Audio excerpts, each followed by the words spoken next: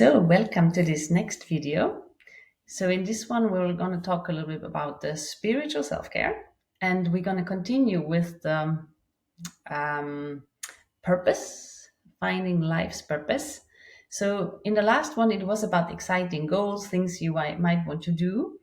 When it comes to the spiritual level, it's something which is a little bit more deep. It goes more, maybe not so materialistic, maybe less expecting something back, but more about serving.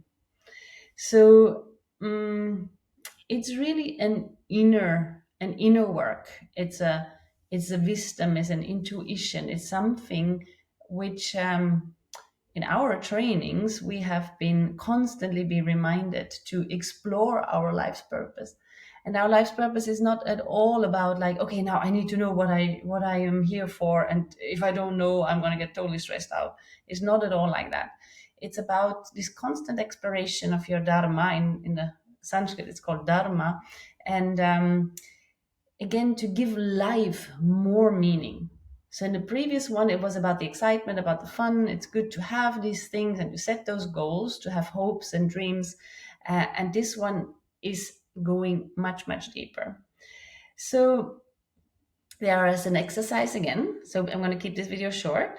So you can really sit down, take a little bit time, ponder about it. Don't feel judged by yourself. You don't have to show this to anyone else, but just feel those questions. So the first question is, in what ways would I like to create small positive changes to the world? So if you think about that, where do I make changes? Like, for example, if you decide to smile at the people which you may not even know, at the bus driver, at the person in the shop, do you think you're going to make a change in that person's life? Because they may see only grim faces all day long, and giving them a smile is like, wow, it can be one purpose. So just as an example, how about thinking about what are your gifts? How do you inspire others? What problems can you ease? For a long time I felt like I don't have any gifts and I have nothing to give, and like, so what am I even doing here?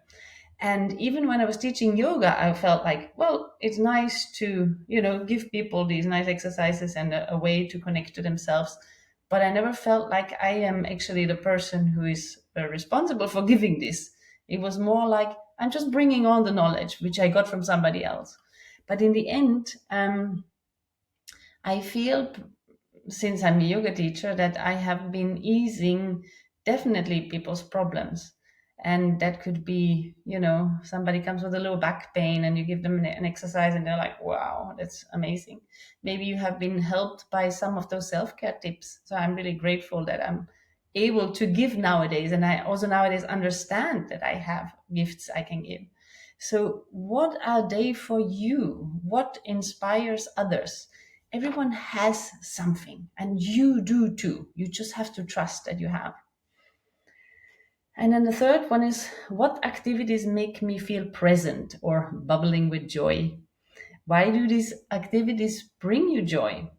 And the hint is, your life purpose does not fall from your joy.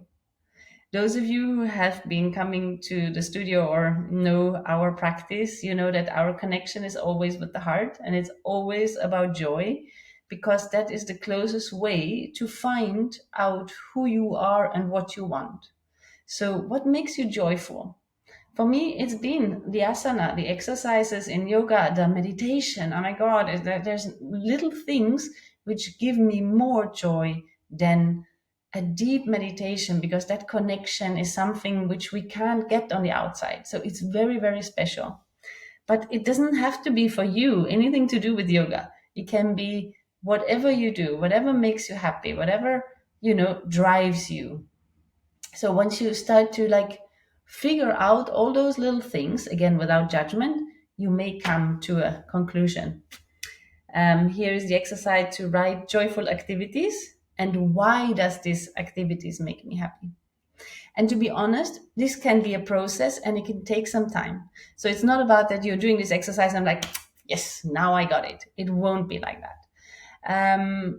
it sometimes takes years. You go through a process and then you forget about it. And then at one point or another, you hear something, you do something, and suddenly it hits you and you realize, oh yeah, that is actually what I've been meant to do. And it can change anytime. Again, you might feel like, okay, now I'm going on a different life path.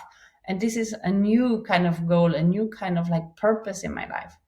But most of all, it's the positive changes you make in the world, what you think inspires others about you, and what makes you joyful.